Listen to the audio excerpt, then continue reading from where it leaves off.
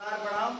ये है परमीला घोष के और ईरान के गाना में आप लोगों ने बहुत प्यार भी दिया था इसको, और बहुत सारे एल्बम मेरे साथ किए। भतीजवा के मुँह से जिंदाबाद में मौसी यही बनी थी, और इनका बर्थडे है आज 11 तारीख को।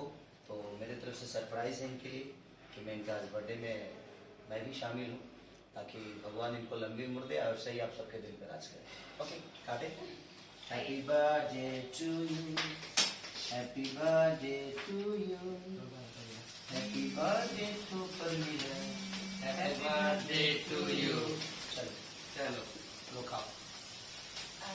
अरे उतना नहीं, थोड़ा सा अरे थोड़ा सा उतना नहीं खाता ना, थोड़ा सा ही कुछ आगे जाएगा। थोड़ा सा अभी रखो, दूसरा ये उठाओ, थोड़ा सा उठाओ, छोटा थोड़ा सा उठाओ। Thank you so much.